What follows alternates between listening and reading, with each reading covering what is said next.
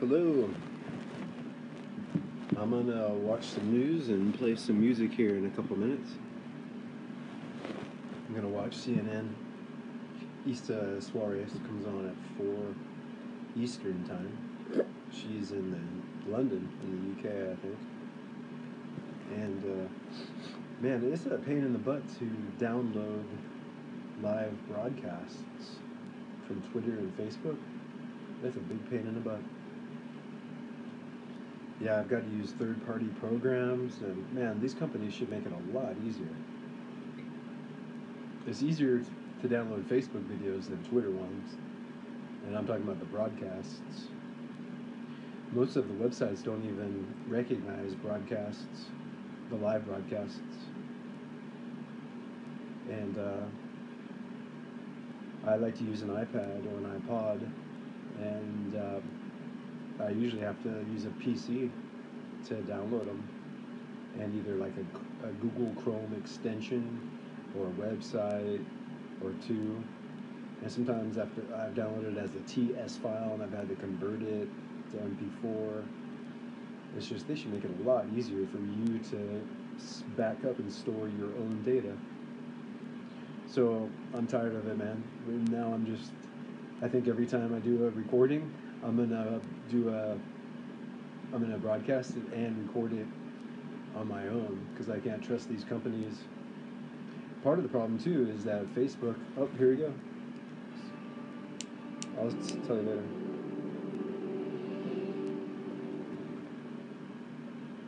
And welcome to our viewers joining us all around the world. I'm Michael Holmes here in Lviv, Ukraine, with your live coverage of the Russian invasion of this country. We begin with that the Ukrainian delegation arriving at the Ukrainian-Belarusian border to talks with Russia.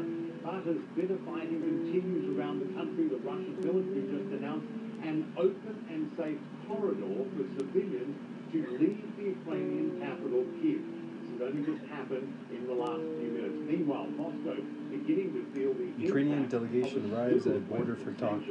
Again, I don't think that there's a whole lot new going on with the news here. From 9.5% a year to 20%. They turned up the volume for some reason. So far, though, this guy is in Ukraine, so maybe it's different. When they're in the studio, it's a little quieter. There's a range that they can use for volume. Ukrainian forces hold off invasion of Kiev. We've also just learned the city is lifting its curfew for now, allowing grocery stores and public I wonder what Russia expected. Today, but urging residents to leave home only when necessary. Meanwhile, Ukraine this doesn't look right. Something's wrong. Something's fishy. That have not ended their attack. And we've got new satellite images there that underscore Russia's onslaught. Because Russia is doing. I don't understand what Russia is doing exactly. It's like they've prepared to fight and they know how to fight in this region, but it's like they expected a real swift win, maybe knock the president out or take over the parliament or take over the country real fast. At least that's what the news has been implying, that Ukraine's been standing up to them and surprising them, and that they're not taking it over, and they might not ever take it over. That Ukraine is repelling them and getting lots and lots of help from other countries. So even if Ukraine loses and becomes a part of Russia again, the international community is going to sanction them and harm them financially for decades to come, I think. They're prepared to. Like Germany, after World War II, if I'm not mistaken, they were paying out for decades to all kinds of people for what happened. And Russia might end up doing the same thing. I think there are some people waiting to do this to Russia, in fact, that hate Russia. And so when they did this, they were just like, awesome, well, now they've given us a reason to do what we wanted to do anyway. because they want to jump them economically or, harm them economically. But the weird thing is, not only what I just said, which is weird in my opinion, it looks like a military that knows how to fight there but doesn't want to win fast. Both sides even are coming to the negotiations with the same idea as to what exactly they want to achieve. So the Russians essentially want a surrender This is from Fred the Pleitgen. Ukrainians. Then certainly this seems like something that definitely isn't going to happen. Obviously, President Volodymyr Zelensky having said over the past couple of hours that the Ukrainians will not lay down their arms as long as the Russian military is on their territory. At the same time, you're absolutely right now that the Russians saying on the one hand that they've established air superiority over Ukrainian territory.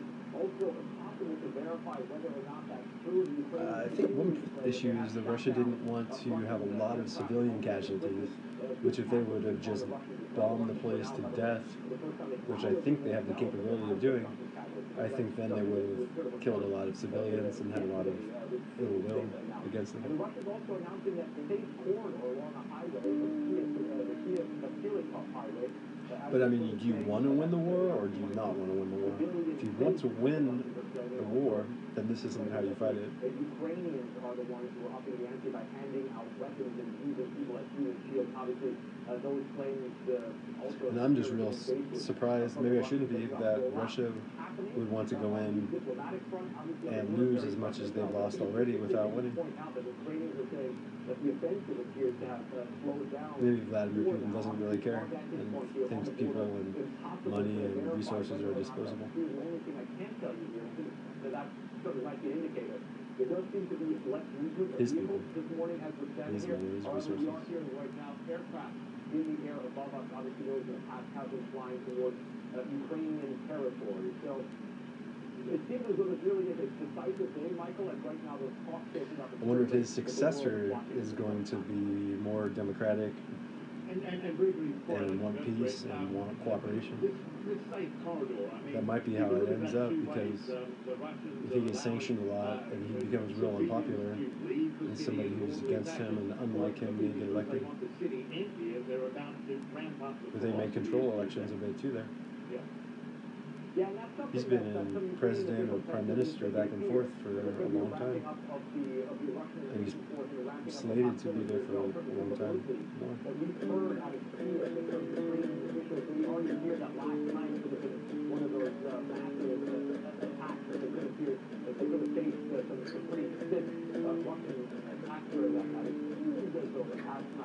As far as Ukrainian officials are concerned, this jazz is fairly calm around Ukraine, around Kiev, another area of Ukraine.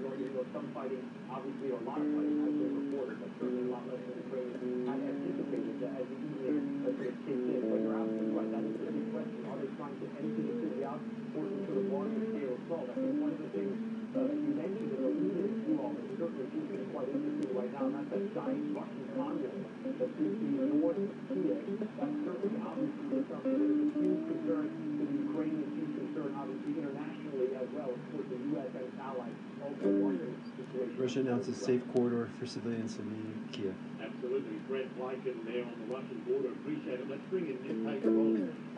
Who knows too, they may be using some sort of weapon that people are being harmed and they don't realize it until later. Like Agent Orange or whatever. A lot of military people went and fought and came back and then they didn't realize that they were sick or jacked up from stuff they breathed in and touched in war until later. This is a country with a long history of talking, just so it has a pause to advance its military gains. Is the offensive here going to the speed it hoped? That's unclear. We'll learn more about that in the days ahead. But one particular city, Mykolaiv, we were in over the last 24 hours, saw firsthand exactly what it is like when the Russian forces use their heavy onslaught to try and push in to a densely populated area that they would subsequently, they think, like to have control over. Here's what we saw.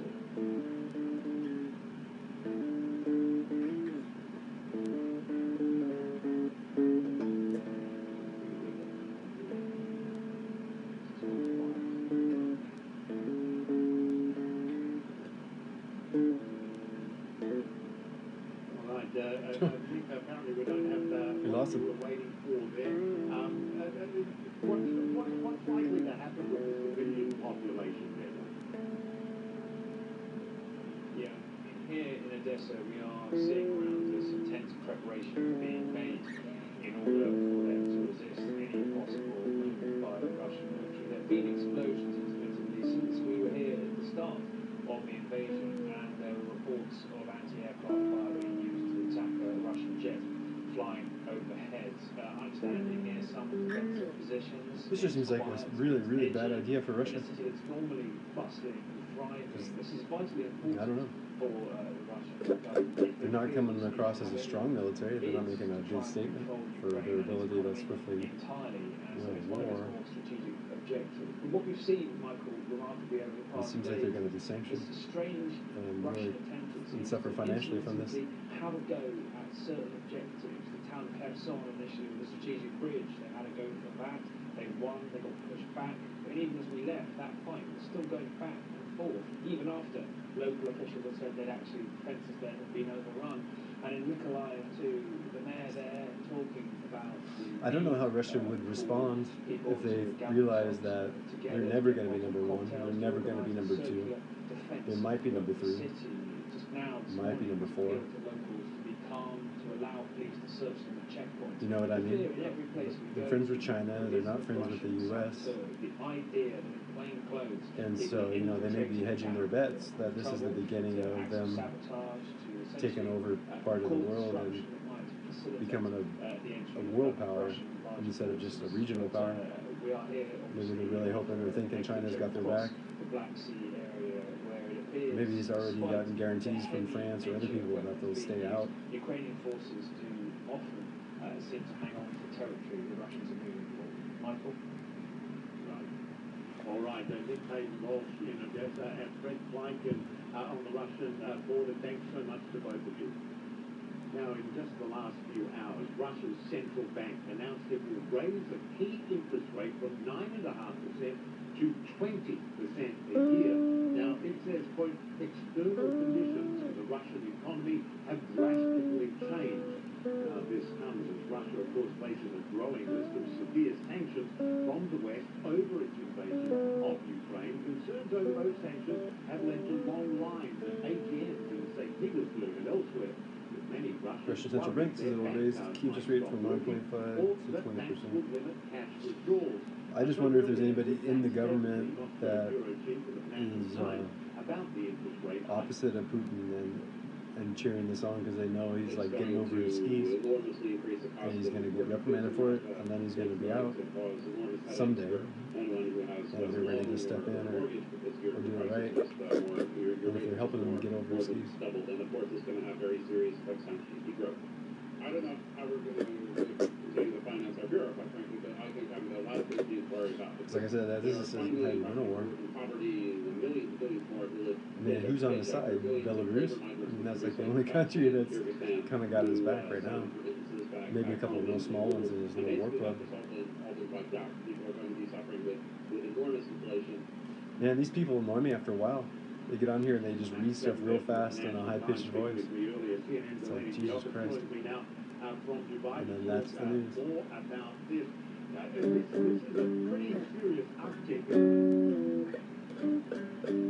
Absolutely. I mean, look, when you hike interest rates, it does two things. It does make money more expensive. It means your loans, your mortgage becomes unaffordable, especially from 9.5% to 20%. But then the incentive is that you don't withdraw the money because technically you'll be getting a really good rate on whatever money you have in the bank. And that's what the central bank is trying to do, trying to avert people from going to the ATM. When you hear about the fears that they're worried about their bank cards not working, that absolutely could be a reality. The fear is there's going to be a run on banks in Moscow. The central bank has already pumped $9 billion worth of liquidity into the market. But here's the wider story as well, Michael. You're going to deny these sanctions are going to be calamitous for the Russian economy, but it's going to have a contagion and spillover effects to global markets. I want to take a look at what European markets are doing right now. They are literally in the red.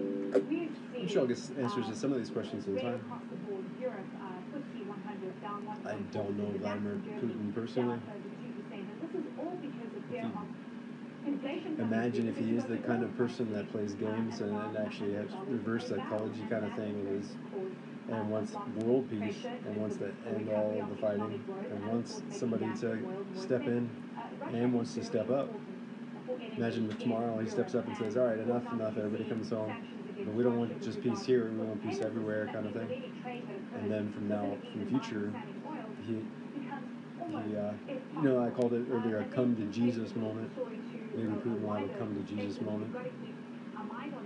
Markets don't like uncertainty, but you've also got to remember that so many investors, pension funds, sovereign wealth funds have exposure to Russian assets. So the sanctions that you're putting against Russia are going to have a spillover effect for many businesses and companies around the world. For example, BP is trying to now divert 20% of its business out of the Russian market. The Norwegians are trying to get their money out from the sovereign wealth funds that have exposure to Russian assets as well. The question here is something I'm looking at is what China is going to do. They've already stopped import rules for Russia, and then you've got to remember that Russia is trying to tap into $630 billion worth of foreign exchange reserves. It's war chase, which is both in Europe and the US, but China So he's has clearly also reading to say to something. that. So I'm going to be watching very closely to see what economic relationship Michael Wow. plays out This between woman's China got and two Russia different eyes and that see markets differently, and one of them is looking at the camera and one is reading something. It's All really right, tricky. Elaine Diokos, thanks for that update. A major development there. Thanks for joining us from Dubai there. Wow. And just coming into it here at CNN So just a few that was moments weird. ago, Ukraine was demanding from Pretty good, Russia pretty late. an immediate ceasefire and withdrawal of their troops. Now, And that's I've heard her coming before. from Seems like a good reporter. Ukrainian presidency coming as Intelligent, the clear. country's delegation begins But I those think it's talks true. at the Ukrainian Belarusian border. Meanwhile, the White House is moving to coordinate the And Nick international Patton Walsh response has like to this little invasion. line on his forehead at an angle. It looks like he wears an eye patch, and it like causes a little indentation in his head. And then he takes the eye patch off for the broadcast. That's what it looks like. I don't know if it's true. Dare we check out Fox News?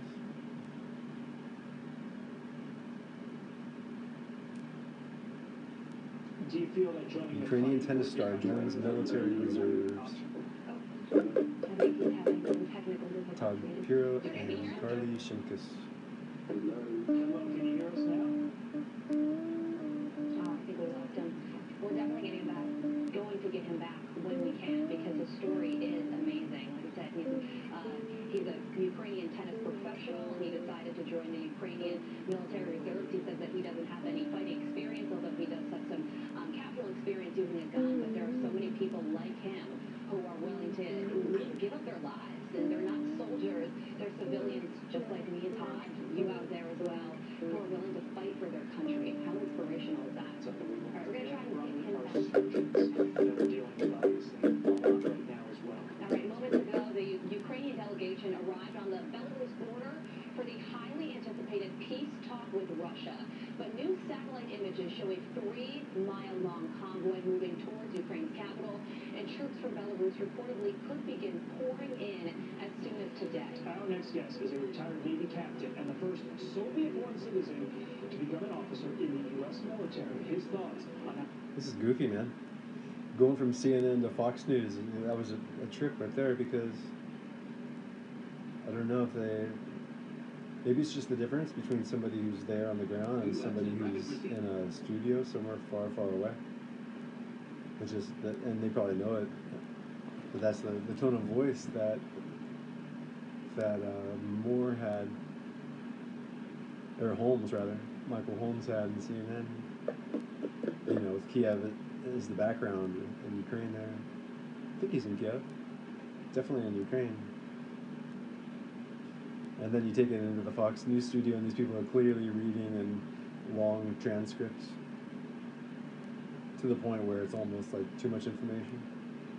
If you haven't noticed, I think MSNBC has the longest diatribes, and I think they do that because they think they've got the most intelligent viewers that can listen long enough to understand the long diatribes.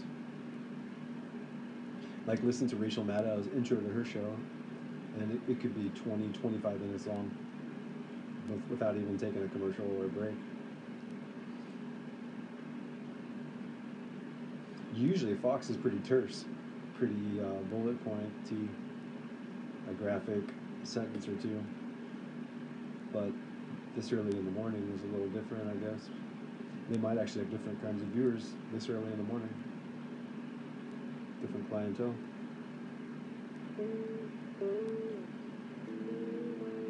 Anyways, I put it back to CNN, and when they come on, and then we'll have the news.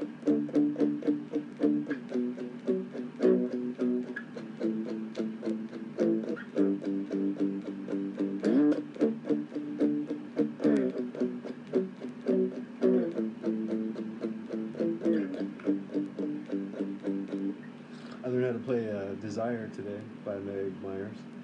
I saw a live video she made on YouTube last year of her with a guitar singing it and playing it. She played it in drop D.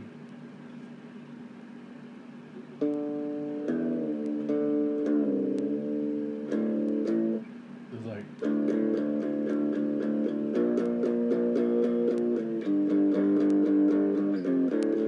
It was like that. Holding a call with U.S. allies to coordinate the response to developments here in Ukraine. That's as more than 4,000 U.S. Army troops who are deployed to Europe have had their tours extended. President Biden, though, has repeatedly insisted, of course, that American troops will not step foot in Ukraine. That's just open For D. more of the U.S. response, CNN White House President Jasmine Wright joins me now. Actually, it starts with this from one. Washington. What are you hearing there about Eighth what's fret. likely to unfold today in Washington? Well, no C doubt sharp. sanctions will be a part of this phone call that Quick C. President Biden has with allies and partners in the And to situation A. later today. The White House will return to Oh, his wait. home in Delaware as the U.S. and its Western allies look Biden to hold keep calls with pressure U.S. on Russia allies in and face coming of their allies. aggression. Now, something else that is likely to be a topic of discussion on this phone call, Michael, is going to be Okay, it's A sharp. later tonight after he orders nuclear forces With a quick A. readiness stand. No, oh yeah, because it's all different because I'm in drop D. That's what's confusing me. Just open, eighth fret, quick on the 7th, just once, then with the 5th. And then I think she does G, the 3rd fret once, and then opens. That's what I heard. 8, 7, 5. Basically like that.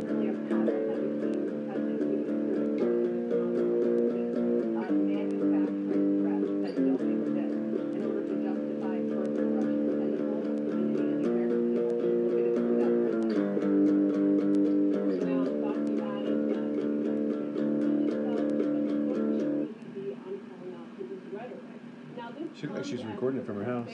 She's really cool. She used to be in a Christian church, like a cult, and she hated it, and she got out. Condemning Russia for their actions, but also in terms of these intensifying sanctions that grow more frequently as they come, as U.S. officials say, that they are proportional in their response to Russian EU, Canada, and others close airspace to Russian planes. the Russian economy here. And now, of course, this threat from President Putin is going to be something that is top of mind for U.S. officials. They're taking it seriously and also assessing the tangible effect that it has. But they declined, when asked by reporters, they declined really to update the current levels, current nuclear alert levels, instead saying that the EU U.S. is to going provide protect itself $500 million and in its lethal country. assistance for And now, Ukraine. one thing I just Wow, that's want to point phenomenal. out, I think it's a key statement that we heard on Sunday from a senior defense official, where 4,000 they plus said US that troops in any Europe have deployed miscalculation in this extended. arena could make things much, much worse. So, of course, all of these things are going to be on the president's mind as he heads into that phone call later on today with allies and partners. Michael? Absolutely, Jasmine. Good to see you. Jasmine right there in Washington with the very latest from D.C. All right, Canada protesting a violation of its airspace by a Russian flight. It's one of a growing number of countries that is off limits to Russian planes because of Moscow's invasion of this country. European Commission President Ursula von der Leyen confirmed on Sunday the EU would be shutting down the entire bloc's airspace, not only to Russian carriers, but to the private jets of oligarchs as well. Now, we will have much more on the EU's response to the Russian invasion of Ukraine in just a moment. Our breaking news coverage continues after this.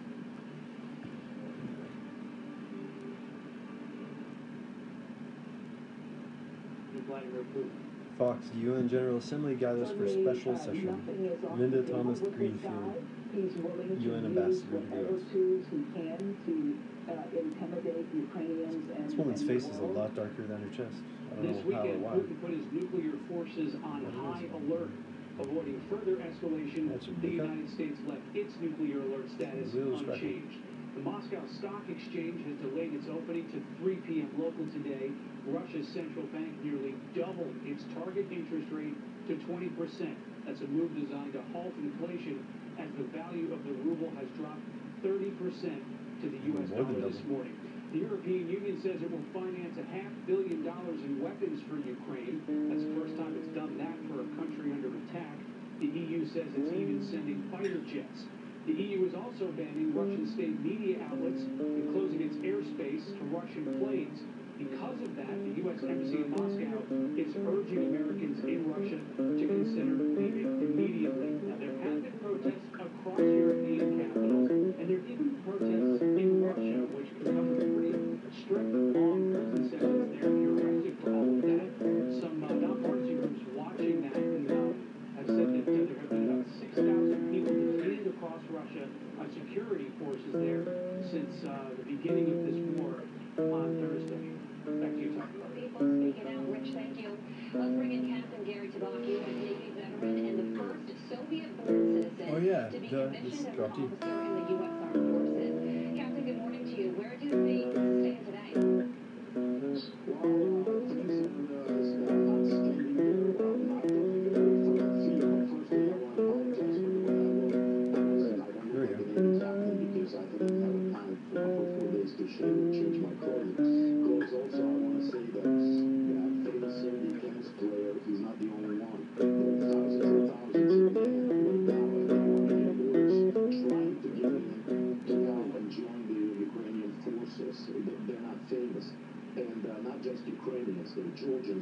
Retired Navy. Yesterday they had a Marine and a Army. They didn't say they were retired, but they were older. They didn't look active military. And here's Captain Gary Tabak, U.S. Navy retired. Nuclear stations. There are 4 reactors there, all of them. I enjoy the news. I'm not doing this because of this war. And some of this stuff is just fluff. A lot of this looks like they're just trying to catch up. Doesn't look like they're getting ahead or in front of the 8 ball. They look like they're playing catch up. Just rambling on about little things they can grab onto and impress viewers with that aren't really paying attention and tune in. I pay a lot of attention and I watch a lot of news, and so I see a lot of things repeated, a lot of tangents, and I hear a lot of things that are irrelevant. Finance the purchase and delivery of weapons and CNN, other equipment. EU to buy and deliver weapons and equipment for Ukraine. Ursula von der Leyen, European Commission President. I follow her on Twitter. The European Union taking unprecedented measures to help Ukraine fend off Russia's invasion. The EU says it will provide $500 million in lethal assistance to Ukraine. Another taboo has fallen. The taboo that the European Union was not providing Joseph Borrell, EU Foreign Policy Chief. We are doing it. Because this war requires our engagement in order to support the Ukrainian. What I would like to know is why they haven't pursued Ukraine to be in the EU. Now that military aid comes as battles are raging throughout the country. When I was in Ireland, I stayed a few days at a hostel, and I met a guy who invited me. I talked to him for, I don't know, an hour or two. Ukrainian troops seen here in Invited me to Kharkiv Northern on Ireland. Sunday. Meanwhile, I wish I could have went. I didn't have time though. is now at the border with But he was telling me how the people in the EU really don't want Turkey in there. They're different. They were Muslim. They sounded kind of prejudiced, frankly, and a little bit, economically motivated or whatever. That the West didn't really want them in there. CNN correspondents have been covering all the global reactions. But and I wonder if they feel the same way about Ukraine, like some of these people. China's response to the crisis. Because this is 2022, and Ukraine's still not in the EU. But we begin with Jim Bitterman and the latest. I could see Russia in the EU. They have, I think most of their people live in the Europe part of Russia. The Asian part of Russia is much bigger, but I think there's a lot fewer people in it. Germany would cover the most nation, and the French European minister said, this is a gigantic step Why forward, couldn't Russia join the EU? Would that kill them? Because they have Why now can't said Ukraine that join? they're going to, Olaf Scholz has now said they're going to spend $100 billion in upgrading their defenses over the next few years. I think it's really just about money. This is something that the U.S. And it might be a little bit about corruption too. I think some of them thought that Ukraine was corrupt and that they didn't belong in it. And I think they thought the same thing about Turkey too. So they're going to increase their defense spending. And Turkey's in NATO. That's pretty interesting. It's funny how Turkey is in the middle and they play the middle. They were just talking about Turkey being upset at Russia and trying to cut down on their supply lanes or shipping lanes or something like that. But they're allies, I think, and I think they buy weapons from Russia. This would be fighter jets that the Ukrainian pilots would fly, so it would have to be Russian jets that they would be trained up on, perhaps. I don't think the U.S. wanted them to, but I think they did. And I think that they use the opportunity to look at the U.S. weapons when they go to Turkey to train them on the Russian weapons. So it's a great shift in what's happening. As we've been reporting all the way along, the European airspace. See, that's the kind of stuff that Russia didn't want on their border. That's kind of why they didn't want Ukraine in NATO. Probably didn't want Ukraine in the EU either. They said Ukraine is the second biggest country in Europe. Joining the rest of Europe in some of those financial sanctions. Good wrap up there from Jim Bitterman. Zumana Karadzic. I think that's undeveloped, a lot of it. They have got potential. Just like Russia, they probably have oil fields too that are untapped. Well, look, Michael, I mean, Turkey has always been in this very unique position. Coal mines and stuff. Country that has been hit by sanctions. Which I hope it all stays on the ground, but because of its close ties to Russia, because of its defense ties to Russia, but when it comes to this conflict, it has really tried to maintain neutral ground. And for good reason. I mean, Turkey has very close commercial trade and defense. Interesting how there's Ukraine in the north, and there's Crimea and the Black Sea, and then Turkey right in a row, and then to the east is Russia. And then far east, Russia shares a border with China. That would be an interesting city to visit. Somebody online mentioned a border city near the Russia-China border. It's got about 500,000 people in it. I wonder what that would be like.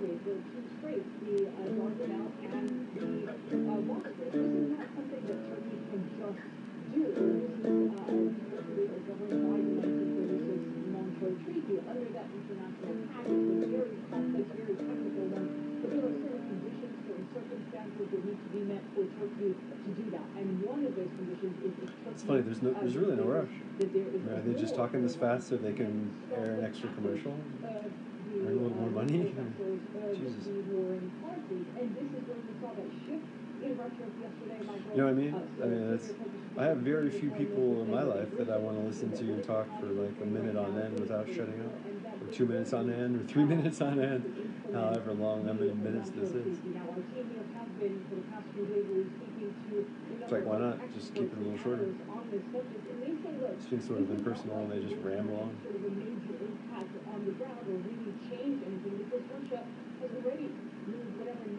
It needed to move into the Black Sea region in the past few weeks and months. So it's not like we're going to have that sort of an impact. And also in the treaty, there is a clause that allows those countries, even though they're bound at times of war, Turkey moving to limit path of Russian warships. Montreux Convention can limit travel through Turkish waters. But what this really does, Michael, is just puts Turkey in this really difficult position. It's in a very well, we're going to see which countries really come out hard against Russia and which countries don't. And this could potentially anger And so far, France, China, and Turkey have been a little soft.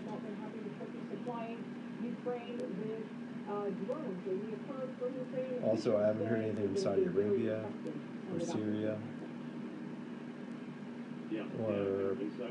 or African countries. I don't know if I've heard anything from them either. Let's go to you.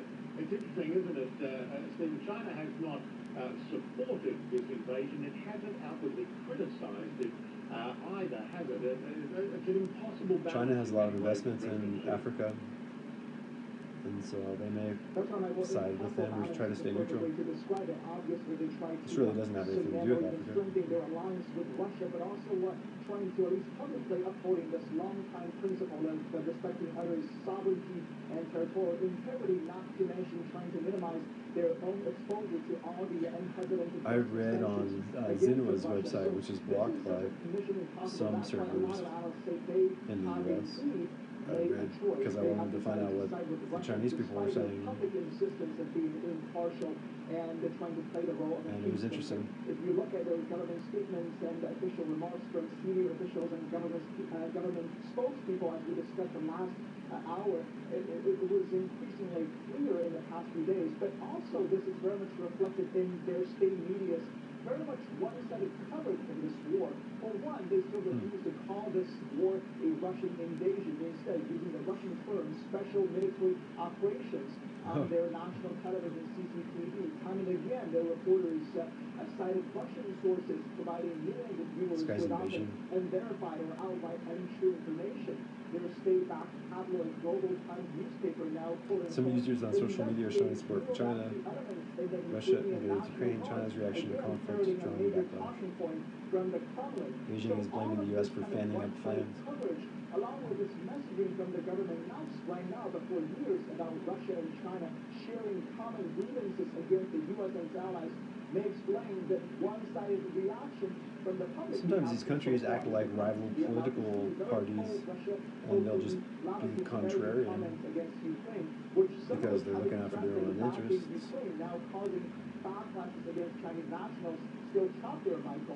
You know, when this is all said and done, China is still going to share a border with Russia, so they don't want to throw them under the bus. Brushed aside, dismissed the U.S. warning about an imminent war, so their nationals didn't get evacuated like many of their Western counterparts did. Michael? Which is pretty crazy because Russia is such a gigantic country that they would have any desire to invade Ukraine. With the foreign minister, I think his name was Wang Yi, in China, one of the things he said was that Russia had legitimate security demands because of NATO's eastern expansion, 5 times in a row consecutively expanded eastward. So suffice it to say, China's not going to be sending any weapons to Ukraine. China also said that they've never invaded anybody, and I had to do some research, but I think that might be right. I don't think China's ever invaded another country. The head of the Russian delegation is a former minister of culture. Looks like China came on a little bit late in World War I and fought with the Allies, At least in his past but they didn't. life, past experience. But I don't think they've ever invaded President them. Zelensky has to take advantage of this opportunity to try. The Russians first suggested that talks take place in Minsk, the capital of Belarus. Well, Belarus, of course, is a belligerent here. The territory of Belarus has been the source of many of the attacks, the missile attacks on Ukraine. So there was no way that there was going to be any useful, productive conversation in Minsk. So the agreement to compromise was to put right on the border between Ukraine and Belarus across the river, the Kherson River. So President Zelensky has demonstrated that he's open to a negotiated solution, a way to stop the fighting. That has to be the first thing. That has to be the first. Ukrainian delegation arrives at border for talks. Hundreds of thousands of refugees have crossed the border into Poland, apparently. I think the number was over 400,000. that is the status of that. And the U.S. was setting up shop in Poland, a NATO ally, to try to take care of some of these people crossing. And in particular, the Americans. On your second question, Michael, about nuclear forces being on alert, they're already on alert. Ukraine-Russia talks set to take place this hour. They're saying they wanted to talk in Belarus, and there's about one day when it was up in the air, it looked like, and then they've said that they're going to meet in Belarus. I think that's where they're still at. Apparently they didn't want to meet there at first, because it's not real neutral ground, since Russia invaded Ukraine from Belarus. But what can they do? Has this crisis, in your view, exposed some failings in the West European security strategy? You know, despite the warnings, despite the sanctions, more sanctions, brutal sanctions for Russia's economy, Putin hasn't blinked. He invaded a European nation. He's still there. He's putting a humanitarian corridor out. I just wonder what else they're doing. This war is such a joke that maybe Russia's invading some other country on another border of theirs. What's being done so far isn't working. A good magician gets you looking one way and fools you with his other hand. Clearly the aggressor. He's continuing to attack and to kill Ukrainians. This is clearly war criminal activity. If I'm not mistaken, this is only about a quarter of his fighting force. I think he has, he has 900,000 troops, and he's got 200,000 over there. One big element of security architecture. I'm sure he wants a bunch protecting Russia. Is the United Nations. The United Nations Security Council, of course, has been stymied, has been blocked by the Russians. In the Security Council, there have been 2 votes now, and there's only been 1 vote in favor of Russia, and that's the Russians. Everybody else either voted against Russia or abstained. You just talk to your correspondent in Beijing. There's a couple of islands between Alaska and Russia, and one of them is owned by the U.S. and one of them is owned by Russia. But it's only a couple dozen miles in between those 2 islands. This is the UN problem, isn't it? I just wonder if something's going to happen over there. Very rarely action, and particularly when... If I was the U.S., I would be thinking about taking over that Russian island, just so they know that they're not going to be launching any attacks on us from that island. What's to stop Putin finishing the job in Ukraine and potentially turning his attention elsewhere? He's made clear his eyes are on other former Soviet states. But I think it's just like 11 square mile frozen rock. It's not like anything special. Is allowed to dominate Ukraine, to incorporate Ukraine back into the Russian Empire. Then the next step is clearly to the west. The next step will be Moldova, or the next step may even be the Baltic states. Baltic states were members of NATO. This would be a terrible measure and a terrible war for Ukraine. You have a unique perspective on this country, former ambassador to this country, Bill Taylor. Thanks so much. Really appreciate you taking the time. Okay, much more from Ukraine coming up. But first, let's go to Isa Suarez in London. Over to you, my friend. Very much, Michael. Coming up right here on CNN Newsroom, as the invasion of Ukraine intensifies, we take you to the Ukrainian and Polish border, where families are being torn apart by Russia's invasion. The emotional and physical toll it's taking on families. They always do that. They throw it to Isa Suarez inside of the newsroom, and then they go to commercial. She gets to talk for like 5 seconds. We defend our interests. We were not intimidated. Who's trying to intimidate us? This is Fox. On the spot here, what do you know about... Ukrainian delegation arrives at border for talks. Okay, we're not anywhere near close to that. But I know a lot of people have been looking it up online. Figured I'd ask the question. I really hope these people come around and stop polluting the place. It's like everybody in Fox News and everybody in the GOP just wants to destroy the planet as quickly as possible. None of them care about the environment. None of them want to stop burning gasoline or coal. Seriously, have you ever heard anything about positive stories about renewable energy or negative stories about fossil fuels on Fox News or from the GOP. It's like they're oblivious to their pollution, and it's like Jesus Christ, and they think they're Christians too. It's really a damn shame that people can repent from their sins and believe, trust, and accept Jesus the Christ as their Lord and Savior, and stopping polluting the planet with the shit they burn is not on the list of things they repent from. It's not even a consideration.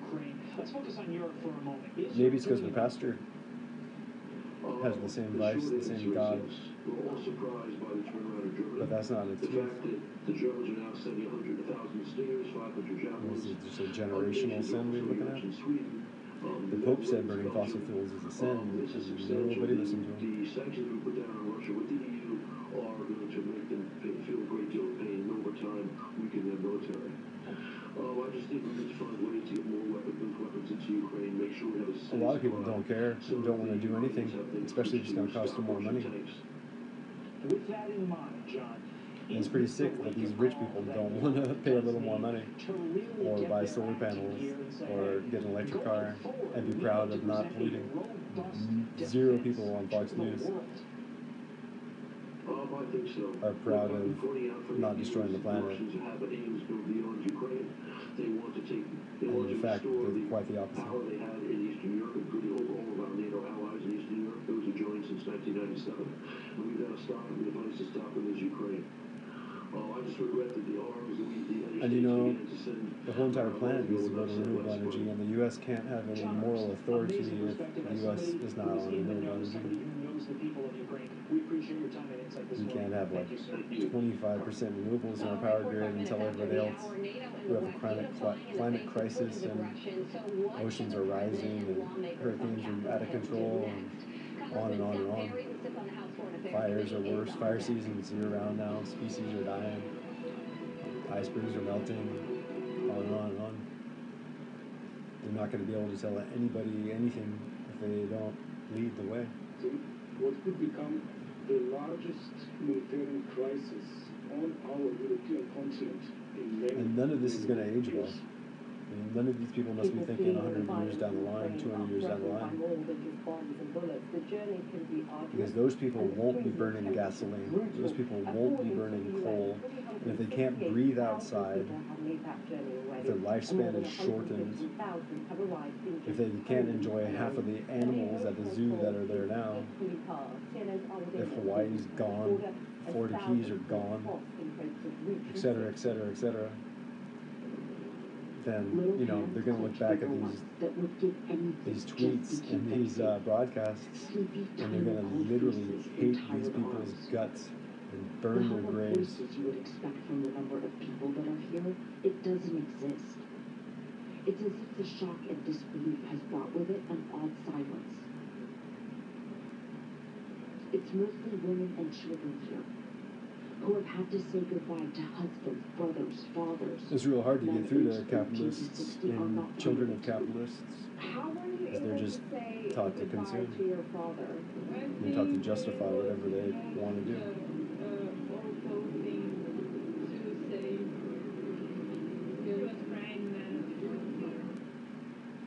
And then there is the sheer hell of getting here. Walking for hours, waiting in some cases for days, out in the bitter cold, hungry, thirsty. We meet Ejman and his family. They fled Afghanistan last May, getting asylum in Ukraine. His 7-year-old daughter barely made it here. Marwa. I'm Arwa. One of the problems is NASA takes off from Florida, and, you know, they may have to completely stop doing that. Cape Canaveral or wherever they're taking off from is underwater. And it's an optimal place to do it too because of the spin of the Earth. They may have to do it launch out of the country. She clutches one of the donated stuffed animals, replacing a similar one she left behind. But who's going to give her the rest of her life back? But I don't know without another future. You know, people just don't seem equipped to deal with a slow-moving problem, just like degenerative diseases. Welcoming refugees. People eat with a lot of faith There is a in the food that they eat inhumane and the backlog drugs that they take. inside. But once And finally the weird here chemicals they rub in their body and on their body volunteers. cause degenerative diseases, the slow breakdown of At the tissues train and organs. station, 7-year-old Weston And climate buries change his is the same face in thing. his mother's legs. It's like He's not used to it's like the crowd. It's USDA all approved scary food and to eat as long as it didn't kill you immediately. They waited for 2 whole Same thing with days. the pollution that people make. It's like they can openly burn anything they want, coal and gas in particular, That at least as her long as it husband, doesn't who's kill not somebody Ukrainian, immediately. is out with her. It may kill people in 20, 30, 40, 50 For years. how do you say goodbye to the love of your life, the father of your children? It's just real This sad woman is not the only one in that people tears. don't really Others care. as well, understandably, And not they just look wanting at the to least talk. common We can't take it. denominator It makes us cry too much, they for say. what's acceptable. Our Dame in Siena, Shinichi, Poland. Truly heartbreaking. Well, organizations around the world are on the ground in I plant one tree every day. I donate $365 a year to Teen Trees. And I don't use a refrigerator. I don't have a car, gas burning car. I want to buy an electric car. On the ground in the UK. And still to come right on the show, a show of solidarity right around the world. Thousands take to the streets to rally behind I don't want to Ukraine, burn any fossil condemning fuels. Vladimir Putin. You know, Russia's invasion, our breaking news continues. And I only eat vegetarian organic food. Selling a home is expensive and stressful. So we created I've been on this diet for about 8 years now. And it's great too. I really don't understand why people don't eat the best food that they can buy and find. You know, they're just cheap and lazy. And they're trusting too. They're naive. Well, I wouldn't eat fast food if somebody paid me. You could try if you want. Offer me money, but I won't do it. Now, food is a fuel source. That's it. I want the best fuel I can get. It's not easy to find, and it's really disconcerting sometimes. In recent years, more stores have started carrying more organic food, which is great, but it's still like a treasure hunt, and I still won't eat every organic vegetarian thing there is, because sometimes they put a bunch of sugar in it, or they put canola oil in it, or some other weird stuff in it. Those are the two main strange things that I don't, that are candy in organic food that I don't eat, but it's not always in there. Like some pasta sauces have sugar in it, some don't. Some nuts have canola oil in them, and some don't. But I can't just trust organic and buy it. I gotta read the label.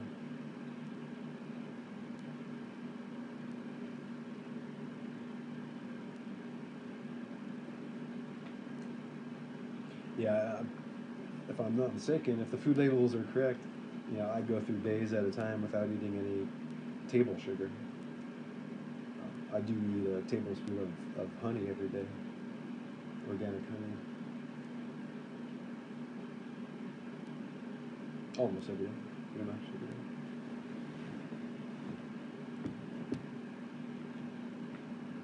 So I do that because it's good for me. I think there's a pretty good case to be made for sugar, like white refined sugar could be considered a drug, frankly. They count. And let's What it face does it, to your we don't body want this and to escalate to Article 5 circumstances for the United States of America or for member states in Europe. We don't want to be in that position. And the way to keep yourself out of that position is to make sure that the wool stays as far away from the door as possible. Yeah, speaking of wolves, it's pretty clear that China is watching very closely what's going on between Russia and Ukraine right now. How do you think that they would assess the Western response to it?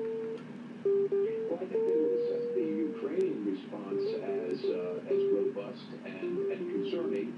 I think that they would look rhetorically at the West's response. Look, we're reporting on it. Vladimir Putin, I think, is winning a lot of favor worldwide. Rep. Scott Perry. Man, do they always have to get like Republicans on Fox and Democrats on CNN?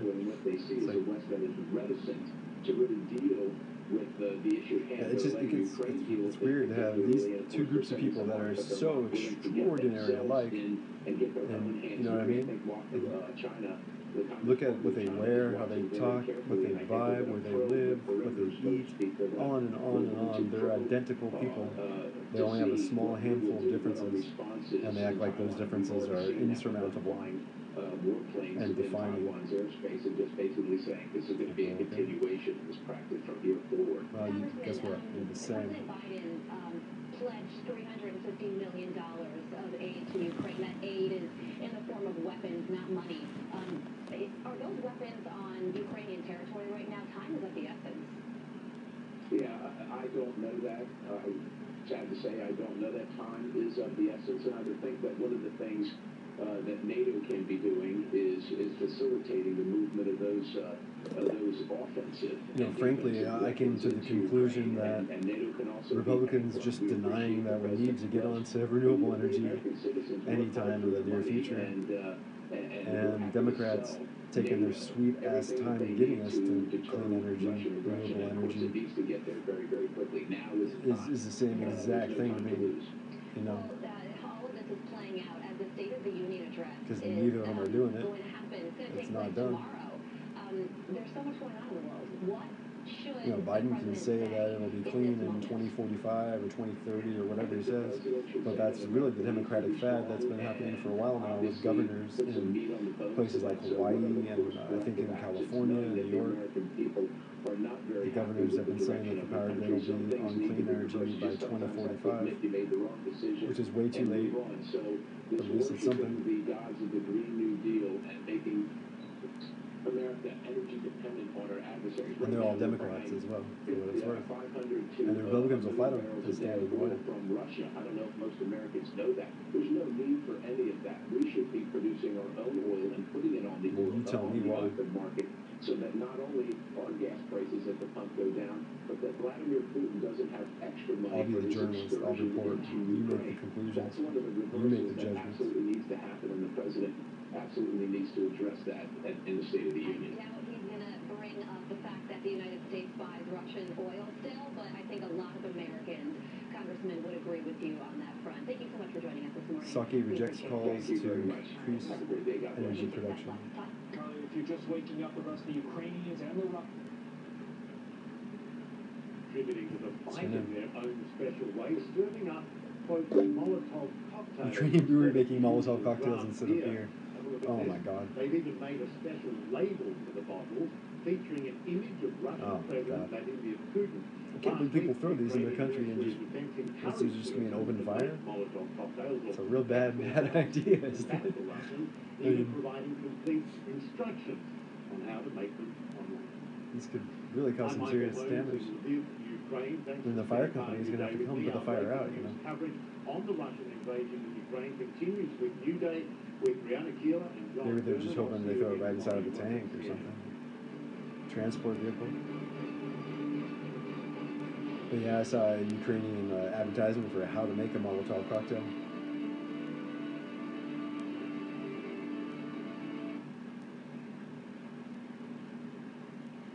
Alright, well that's about it. I'm going to end this now. You have a good day. Take care of yourself.